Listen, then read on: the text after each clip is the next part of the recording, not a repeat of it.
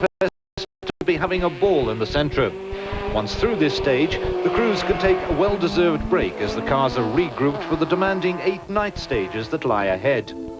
Glenn Gibbons and Peter Cuffley have fought back to a credible third, but most impressive is Jannie Habik in the Class B Golf, currently lying fourth.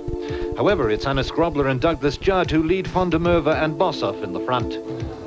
Ja, ons is eintlik heel verbaas dat ons nou voorloop. Ons het dit nie so beplan nie, maar ons is bly om voor te loop want ek dink dit sal 'n bietjie voordeel deur die nag hê met die stof. As ons voor kan ry, kan ons dalk die manne agter ons stof gee en dit gaan 'n bietjie moeiliker wees vir hulle om ons in te haal. Douglas, the conditions, have you found them particularly rough? Probably I wouldn't say it was as rough as last year, but it is rough. It's been very hot today. Apparently the temperature was 34. In the cars it must get a lot higher, up to 40. And really I think it's the weather conditions and mixed with the rough roads has taken the cars out. 8 fairly demanding night stages lie ahead, completing the loop and bringing the cars back to Petersburg for the start of day 2. A 9 p.m. restart in the town of Sanin, with Hannes ahead of the remaining 21 survivors. Turn off right, turn off right.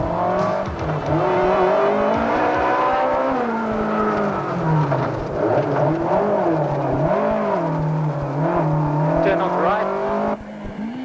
Stage 11, a short spectator stage, gives the crews a chance to settle down after the break.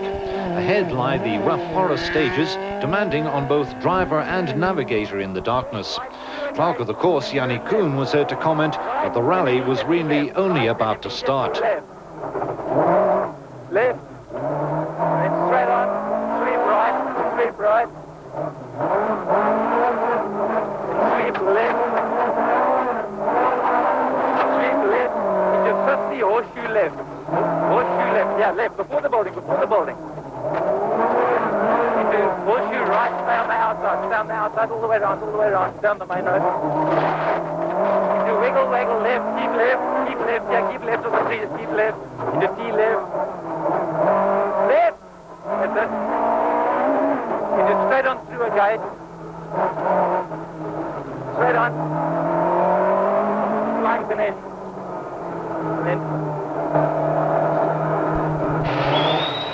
Still evening air holds a thick cloud of dust as Jannie Habik and Wiley Harrington tackle the stage, spurred on by the local fans.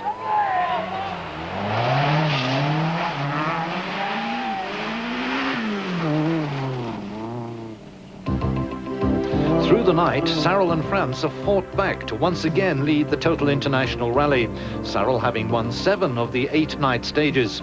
Only 16 cars have made it back to Petersburg.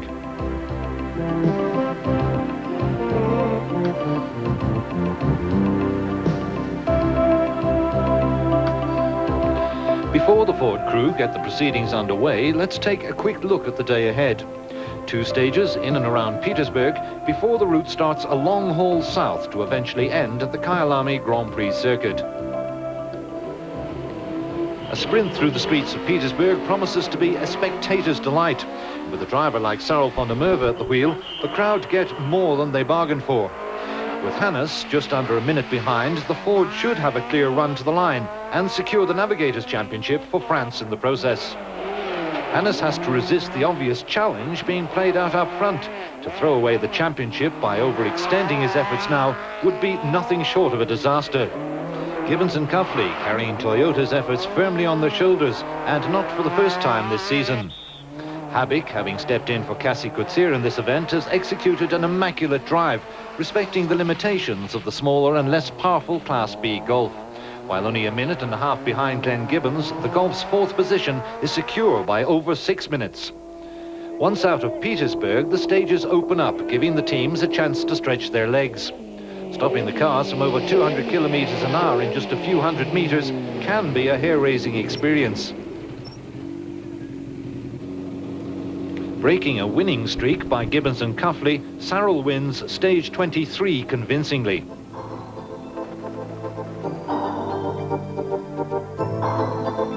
But on the very next stage, a herd of cattle break the Ford stride.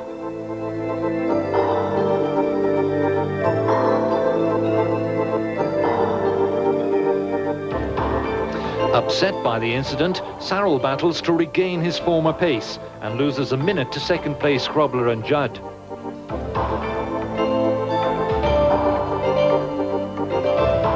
Running fourth on the road after taking allowed lateness to service the Centre, Hannes and Douglas suddenly find themselves mere seconds behind Sarel and France.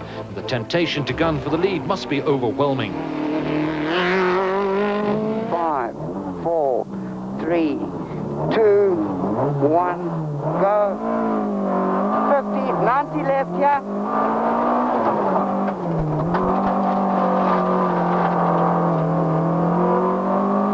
We join Glenn Gibbons and Peter Cuffley now in their four-wheel drive conquest on stage 26 round the outskirts of Nailstrom. The Toyota's running first on the road after Sarel, who, like Hannes, opted for extra servicing time. T right onto top. T left here. 100. 100 T left. Through gate T left. Narrow. 100. Change lanes to right. Change over railway line. And then straight over the railway line.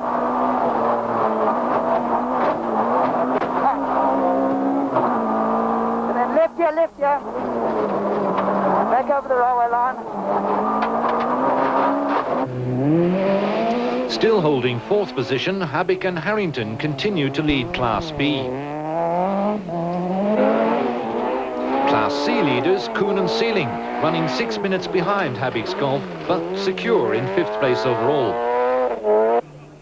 Second in Class B and giving value to Volkswagen's efforts in the Manufacturers' Championship, Jürgen Snell and Francois Pretorius.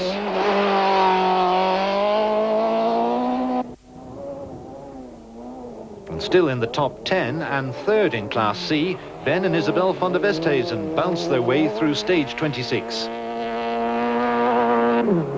Ahead of Ben and Isabel in their class are the leading privateer entry of Leon Buerta and Francois Jourdain, seen here on stage 27. The Golf's now 9 minutes behind the Enzo Kuhn Toyota. Lying 10th overall, but still very much in the running, Patrick and Surinder work their way through the remaining 3 stages.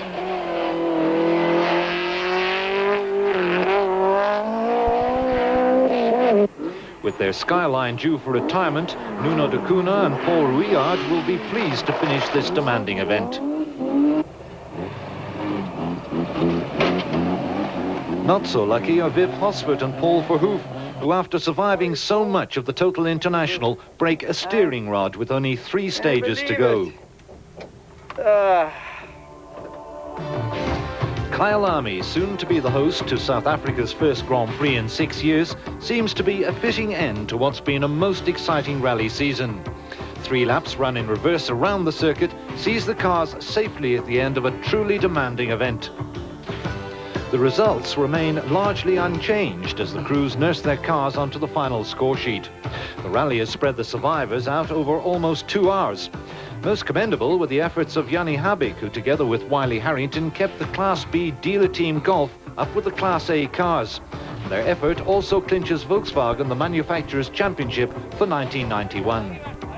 While Sarel and France retain the lead to eventually take the honours for the 3rd time this season, the win has once again recorded the name of Franz Boshoff on the championship list of national rally navigators.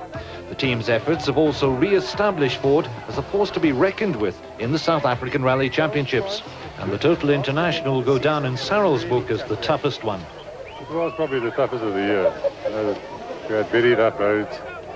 We were involved in a lot of dices right from the start, right to the last stage. And like you said, it's a nice one to win. Now, Franz, this is a special moment for you because you actually win the championship, the Navigators Championship. That's right. By this win today. So Sarel and you actually, by coming in first, have actually boosted you up to Navigators Champion. That's fantastic. How do you feel? I feel great about it. I'm sorry that Sarel didn't win it as well, because, you know, one thinks of the driver and the navigator doing these things together. So I owe him one. But the moment belongs to the 1991 National Rally Champion, Hannes Grobler. Ja, dit was definitief een van die hardste tijdrennen wat ek nog gereden het hierdie. Ek dink die Total tijdren is een van die hardste wat ons kan hê omdat dit so 'n kort periode plaasvind. Omdat ons vir die kampioenskap moes gegaan het, kon ek ook nie te hard ry nie. So ons kon ook nie alles insit soos op die vorige tydren om vir Sarel te probeer klop nie. En ons het toe maar gisteraan besluit om 'n tweede viool te speel en dan te sien wat vanmôre gebeur, jy weet. En dit het toe redelik goed afgeloop. Ons kon ongelukkig nie vir Sarel vang nie. Ek dink hy het so 40 sekondes voor ons geëindig, maar ons het dan die kampioenskap gevang. En dit beteken vir ons baie want dit gaan vir 'n hele jaar.